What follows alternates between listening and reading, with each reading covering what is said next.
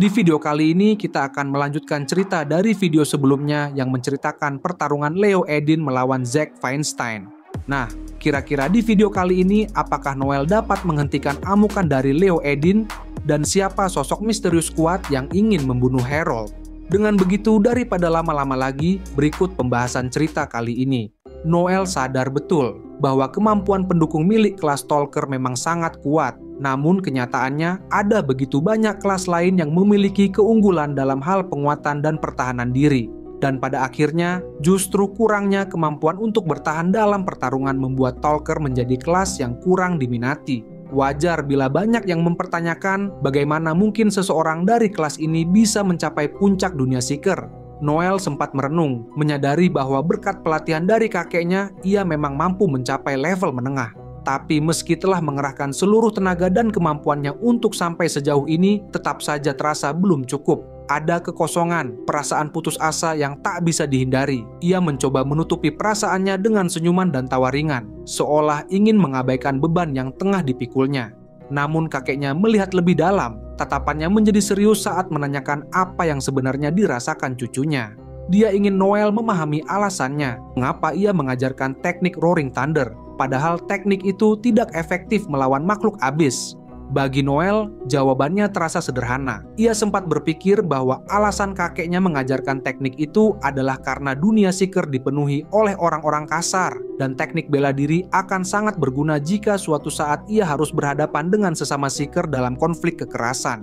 Lagi pula, kakeknya seringkali berkata bahwa sebelum belajar melawan binatang buas, seseorang harus tahu cara bertarung melawan manusia terlebih dahulu. Tapi ternyata itu bukan satu-satunya alasan. Kakek Noel menjelaskan bahwa Roaring Thunder adalah lebih dari sekadar teknik. Ia menyebut teknik itu sebagai inti dari diri Noel. Itu adalah wujud dari kekuatan terkuat miliknya. Ketika Noel bertanya bagaimana cara kerja teknik itu, sang kakek memberikan penjelasan yang lebih mendalam. Ia mengakui bahwa secara teori, Talker memang bukan kelas yang cocok menjadi Seeker. Tapi Noel adalah pengecualian. Ia sudah menguasai sebuah teknik yang bahkan mampu menjatuhkan lawan sekuat Seeker rank X. Meski Noel sendiri belum sepenuhnya memahami arti penting dari hal itu, keberhasilannya memberikan keunggulan mental yang sangat besar. Dan lebih dari itu, pencapaian tersebut membuka pintu ke segala kemungkinan yang sebelumnya tidak pernah dimiliki oleh Seeker lain. Noel bertanya seperti apa bentuk dari kemungkinan itu.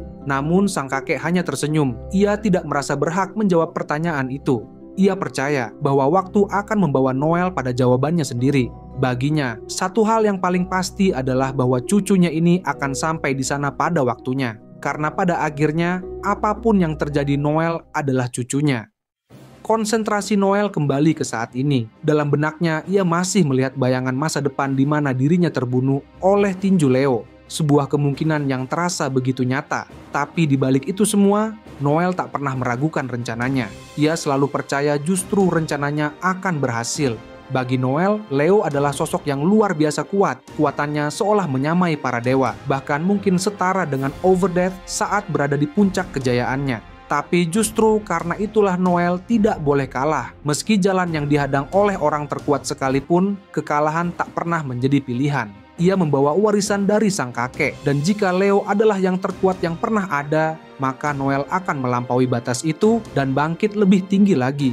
Noel lalu meluncurkan serangan pamungkasnya. Teknik Roaring Thunder yang dia gunakan mengarah ke dada Leo dalam bentuk tendangan berputar yang sangat kuat. Suara benturan itu menggema seperti guntur di seluruh Koloseum. Pada saat yang sama, masa depan di mana Noel mati mulai menghilang, seolah terpatahkan oleh tekad dan kekuatan barunya. Leo tampak terpukul hebat. Ia terdiam. Kebingungan, darah menetes dari bibirnya. Ia tak sempat membalas. Tubuhnya terhuyung dan mulai jatuh. Dan dengan itu, hasilnya sudah jelas. Noel telah berhasil menghentikan Leo dan teknik Roaring Thunder-nya telah berhasil mengalahkan Leo. Kemenangan ini langsung mengguncang seluruh tempat. Keheningan menyelimuti para penonton. Mereka menyaksikan Leo tergeletak di kaki Noel, tak percaya dengan apa yang baru saja mereka lihat. Semua orang terpaku, berharap mendengar sesuatu dari Noel, seseorang yang baru saja mengalahkan orang terkuat di Kekaisaran. Noel pun berbicara kepada semua penonton yang hadir. Ia dengan jujur menyampaikan bahwa sebenarnya ia tak pernah berniat menghentikan pertarungan antara Leo dan Zack. Tapi ketika keduanya memutuskan untuk melanggar aturan Seven Star Cup, ia tak punya pilihan lain selain ikut campur. Meski begitu, ia tak pernah memandang buruk mereka berdua. Menurut Noel, ada sesuatu yang indah dan murni dalam pertarungan dua pejuang yang mempertaruhkan nyawa untuk membuktikan siapa yang lebih kuat. Dan apa yang telah disaksikan para penonton hari itu sudah cukup menjadi bukti dari hal itu. Awalnya hanya beberapa orang yang setuju, tapi kemudian seperti percikan api yang menyebar, dukungan mulai meluas. Keheningan digantikan oleh sorakan dan pujian, bukan hanya untuk Noel, tetapi juga untuk Leo dan Zack. Tentu saja, sebagian dari reaksi itu sudah dipersiapkan oleh Noel sebelumnya. Ia memahami betul bagaimana psikologi massa bekerja. Dalam kerumunan besar, seseorang hanya perlu memulai, lalu yang lain mengikutinya, hingga akhirnya semua bergerak dalam satu suara. Meskipun secara teknis Leo dan Zack harus didiskualifikasi, Noel ingin menentukan sendiri pemenangnya. Dan nama yang diumumkannya sebagai juara Seven Star Cup adalah Leo Edin. Penonton pun meledak dalam sorakan. Semua orang berseru dan memberikan tepuk tangan meriah untuk Leo, sang juara turnamen. Di tengah sorakan gembira itu, Leo perlahan membuka matanya dan duduk. Ia langsung memahami apa yang sedang terjadi. Meskipun dinobatkan sebagai pemenang, ia tahu bahwa kemenangannya hanyalah simbolik. Semua orang memang meneriakkan namanya, tapi pandangan mereka penuh hormat, sebuah bentuk pengakuan terhadap siapa dirinya, bukan karena ia benar-benar menang. Leo sempat bertanya pada Noel, memastikan bahwa inilah hasil yang selama ini diinginkan olehnya. Ia melihat Noel tersenyum lebar dan menunjuk ke arah penonton, membanggakan dirinya yang lebih kuat. Leo hanya terdiam sesaat, lalu tertawa keras, tawa yang tulus dan penuh kekaguman. Ia mengakui bahwa kekalahan ini benar-benar mengejutkan. Ia tidak pernah membayangkan Noel akan melakukan hal sejauh ini. Leo pun mengakui dengan jujur bahwa Noel memang benar-benar kuat. Noel dengan penuh kemenangan membalas bahwa Leo telah kalah. Dan Leo pun menerima kenyataan itu. Ia juga tak menyangkal kekalahannya. Dan dengan pengakuan yang penuh keikhlasan, ia menyatakan bahwa ia tak membutuhkan lagi simbol kemenangan itu. Setelah pertarungan usai, Leo mengulurkan tangannya ke arah topengnya dan melepaskannya. Wajahnya yang berotot langsung terlihat oleh penonton. Dan kemunculan wajah itu sontak memicu sorakan yang lebih ramai dari sebelumnya. Ia langsung menatap serius ke arah Noel sambil menyampaikan peringatan agar mengingat wajahnya ini karena dirinya lah yang akan membunuh Noel yang telah menjadi mangsanya saat ini. Senyum Leo tampak mencerminkan banyak hal, kegembiraan, kegilaan, dan niat untuk membunuh. Tanpa berkata apapun lagi, ia melompat turun dari ring dan berjalan pergi dengan langkah pasti. Sementara itu, Noel memperhatikan kepergiannya dengan tatapan serius. Di sampingnya, Leon tampak terkejut akan sesuatu. Ketika Noel ingin bertanya, Leon hanya tertawa kecil dan mengatakan bahwa dunia ternyata lebih kecil dari yang ia kira. Terlihat jelas bahwa Leon menyembunyikan sesuatu mengenai Leo, tapi tak ada yang mendesaknya lebih jauh. Tak lama kemudian, Leon bertanya pada Noel apakah sudah waktunya untuk mulai menyembuhkan Zack, tapi Noel menggeleng pelan. Menurutnya, kondisi Zack saat itu terlalu berbahaya untuk menerima penyembuhan secara langsung. Ia sudah mencapai batas kelelahan fisiknya, dan untungnya tim medis baru saja tiba di tempat kejadian. Petugas medis dengan sigap menaikkan tubuh Zack ke atas tandu dan segera membawanya pergi dari arena. Noel lalu mengajak semua untuk pergi karena pertarungan sudah berakhir. Saat mereka keluar dari ring, mereka melambaikan tangan kepada penonton dan disambut dengan tepuk tangan yang membahana. Zack kemudian dilarikan ke ruang perawatan. Karena ketahanan tubuhnya yang sangat lemah, tim medis tidak bisa langsung menggunakan skill penyembuhan padanya. Sebagai gantinya, mereka menggunakan metode pengobatan tradisional. Berkat tangan dingin seorang dokter luar biasa, kondisinya berhasil distabilkan dalam waktu singkat. Beberapa waktu kemudian, Zack terbaring di tempat tidur. Tubuhnya terbalut perban hampir di seluruh bagian seperti mumi. Ia menatap Noel dengan pandangan penuh kritik dan sindiran. Meski ia tahu bahwa Noel adalah orang yang penuh siasat, ia tetap tak menyangka bahwa Noel akan sampai hati melakukan sesuatu yang begitu ekstrem. Nada bicaranya yang enggan membuat Noel tertawa kecil. Saat itu hanya mereka berdua di ruangan tersebut karena Noel telah menyuruh yang lain pergi sebelumnya. Noel lalu mengingatkan Zack bahwa semua keputusan yang diambil saat itu adalah pilihannya sendiri, jadi tak ada gunanya menyalahkan orang lain. Mendengar itu, Zack hanya bisa menghela napas panjang dan mengakui bahwa itu memang benar. Ia mengakui kekalahannya yang pertama sepanjang hidupnya, dan meskipun tampak menyakitkan, ternyata jauh lebih mudah diterima daripada yang ia duga. Noel pun meminta maaf. Ia mengakui bahwa telah memanfaatkan Zack demi rencananya sendiri. Namun Zack hanya menyuruhnya melupakan itu semua. Baginya, yang lebih menyakitkan adalah rasa malu karena telah tertipu. Meski begitu, ia tetap penasaran dan bertanya sejak kapan Noel mulai merancang semua ini. Ia mencurigai bahwa rencana besar itu sudah mulai dirancang, bahkan sejak awal mereka membahas tentang Seven Star Cup. Noel membenarkan hal itu. Ia bahkan mengatakan bahwa rencana tersebut telah tergambar di kepalanya jauh sebelum pembicaraan itu terjadi. Ketika Zack bertanya lebih jauh soal seberapa lama perencanaan itu berjalan, Noel terdiam sejenak, tapi akhirnya ia memutuskan untuk jujur. Ia mulai merancang semuanya sejak pertama kali datang ke Kekaisaran saat usianya baru 14 tahun. Zack sempat tidak percaya. Ia terkejut karena ternyata Noel sudah memiliki visi sebesar itu bahkan sebelum menjadi seorang seeker. Tapi Noel mengangguk mantap. Ia menjelaskan bahwa selama itu ia mempelajari seluruh aspek kekaisaran, para seeker, sistem ekonomi, politik, budaya, demografi, hingga dunia bawah tanah. Dan dari sanalah rencana itu lahir, meskipun sempat mengalami banyak revisi di sepanjang jalan. Zack makin sulit mempercayai kenyataan itu. Ia bahkan mempertanyakan bagaimana mungkin seorang anak yang bahkan belum menjadi pemula sudah bisa menciptakan strategi sehebat itu hanya melalui riset. Tapi bagi Noel, itu adalah satu-satunya cara yang ia pikir bisa membawa orang lemah seperti dirinya menuju puncak. Namun menurut Zack, Noel sudah berada di puncak sejak lama, bahkan sejak usia 14 tahun. Baginya, Noel saat itu adalah yang terkuat di Kekaisaran. Tapi Noel tak sepakat. Ia menyadari bahwa sepanjang jalan menuju titik ini ada begitu banyak kegagalan.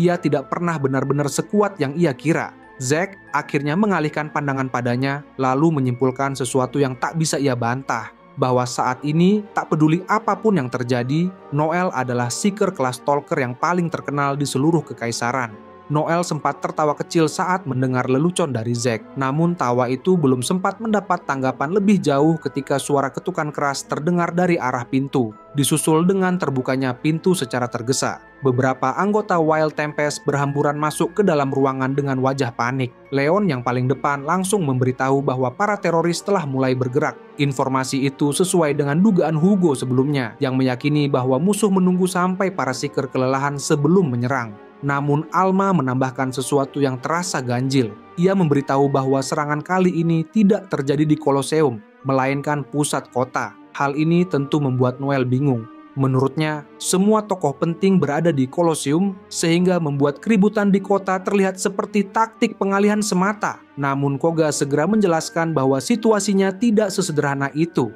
Ia mengingatkan bahwa sebagian besar dari para teroris hanyalah warga sipil. Dan meskipun polisi telah diberi peringatan serta mampu menangani bahan peledak manusia, ancamannya tidak berhenti sampai di situ. Ternyata mereka juga harus berhadapan dengan makhluk-makhluk aneh seperti serangga raksasa dan parasit bertentakel yang muncul entah dari mana. Di tengah laporan itu, Hugo menyebut satu nama yang membuat Noel marah, yaitu munculnya Raja Lalat. Dendam yang belum lunas terhadap Raja Lalat kembali membakar semangat Noel. Ia berusaha menahan diri, tetapi amarahnya mulai tampak di wajahnya. Keberadaan Raja Lalat di lokasi kejadian telah membuat situasi menjadi jauh lebih kacau. Dan pasukan di darat sangat membutuhkan bala bantuan sesegera mungkin. Tanpa ragu, Noel segera memutuskan bahwa mereka harus bergerak keluar.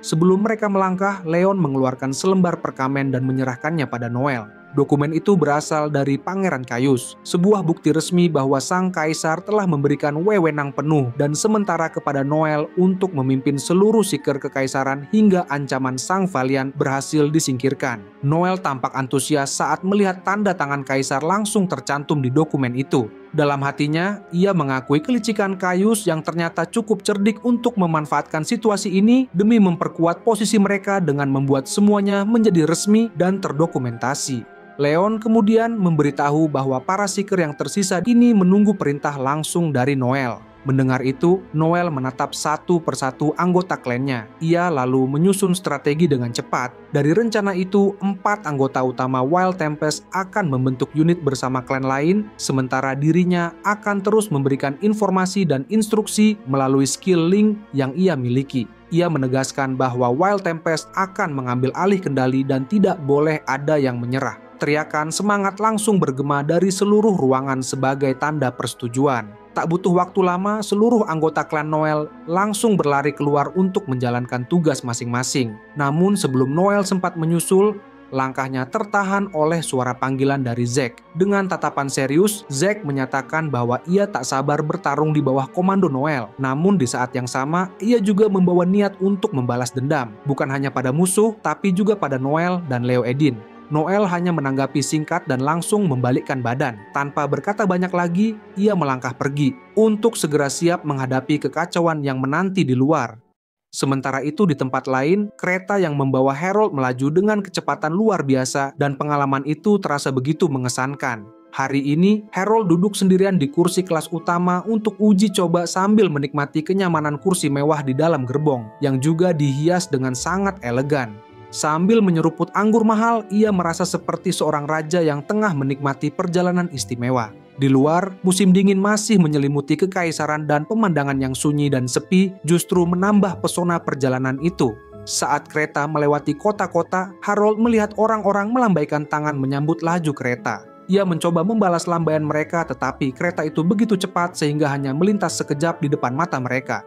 Sudah 4 jam sejak kereta meninggalkan ibu kota kekaisaran. Kereta sempat berhenti beberapa kali untuk memuat dan menurunkan berbagai muatan, namun tetap jauh lebih efisien dibandingkan kereta kuda. Dunia masih belum menjadikan penerbangan sebagai transportasi harian, namun kereta ini tampaknya akan menjadi awal dari sebuah revolusi. Meskipun menggunakan mesin yang sama dengan kapal udara, biaya bahan bakar kereta jauh lebih rendah dan kapasitas angkutnya jauh lebih besar, baik untuk orang maupun barang. Harold tidak bisa tidak merasa kagum melihat betapa cepatnya pembangunan jalur kereta ini. Hanya dalam 2 bulan, mereka telah berhasil menghubungkan kota-kota besar dalam kekaisaran. Itu bukan hanya karena kehebatan teknologi kereta api, tapi juga karena kerja keras Vulcan Industries. Meski mereka mendapat dukungan kuat dari negara, hasilnya tetap membuat siapapun terkesima. Harold mengingat kembali bagaimana saat Johan pertama kali mengumumkan proyek ini ke publik. Semua persiapan sebenarnya sudah selesai, namun segalanya menjadi lebih rumit ketika Noel memutuskan untuk ikut campur. Bagi Harold, Noel bukanlah orang biasa. Ia menganggap Noel sebagai sosok yang kerap membuat segalanya lebih sulit bagi semua orang. Bukan karena niat buruk, tapi karena ambisinya yang besar. Pernyataan itu terdengar kasar, tapi jika melihat wajah Harold saat mengatakannya, terlihat jelas bahwa ia tidak benar-benar menyimpan dendam.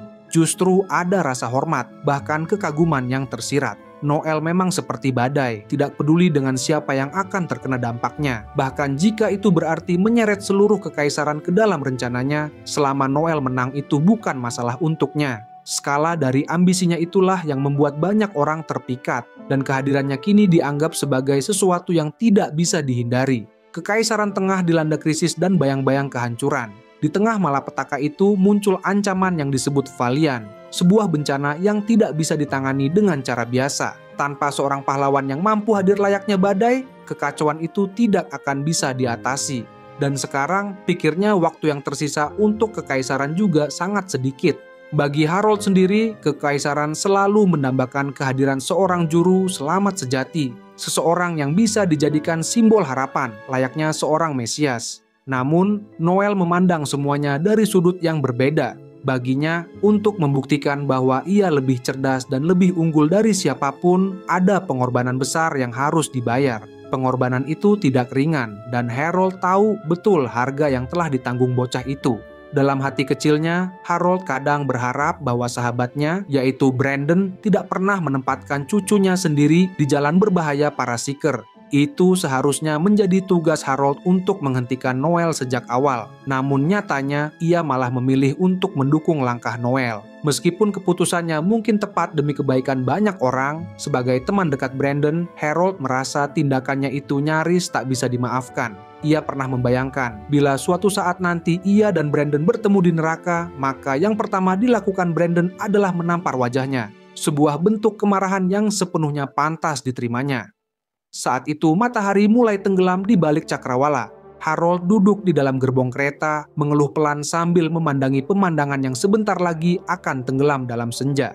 Ia menyalakan sebatang rokok, berniat menenangkan pikirannya. Namun ketenangannya tidak bertahan lama. Tiba-tiba pintu kereta terbuka dan seorang pria dengan penampilan mencolok masuk ke dalam. Rambutnya hitam dan ia mengenakan jas panjang berwarna putih. Tatapan matanya tajam dan senyum percaya diri tampak jelas di wajahnya saat ia berdiri tepat di depan Harold. Harold memandang pria itu dengan mata menyipit dengan penuh kecurigaan. Orang ini bukan kondektur dan juga bukan petugas barang. Ia terlihat asing, namun anehnya Harold merasa seolah pernah melihatnya. Seperti sebuah kilasan ingatan lama yang belum bisa ia tarik sepenuhnya ke permukaan.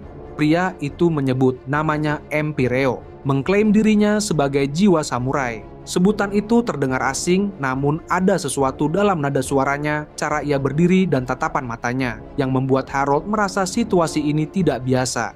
Empireo lalu mengangkat tangan kanannya, dan dari sana cahaya terang mulai muncul dan membentuk sebuah kapak perang raksasa. Harold langsung terkejut karena mengenali senjata itu.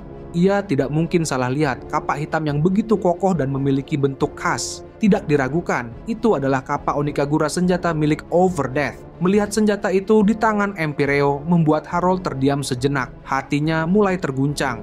Jika benar itu adalah kapak milik Overdeath dan kini berada di tangan orang asing ini, maka hanya ada satu penjelasan yang masuk akal. Empireo pun mengonfirmasi kecurigaannya. Senjata itu adalah piala dari pertempuran istimewa yang pernah ia jalani melawan Overdeath, sebuah pertarungan yang dimenangkannya. Seketika kebenaran menyelinap ke benak Harold dan kini semua menjadi jelas. Empireo kemudian melangkah maju sambil tersenyum puas. Ia menyatakan dengan tenang bahwa Harold harus segera mengambil senjatanya, karena di tempat inilah pertarungan mereka akan segera dimulai. Empireo memberi peringatan bahwa dirinya bukan datang untuk berbincang, melainkan datang untuk membunuh Harold Jenkins saat ini juga.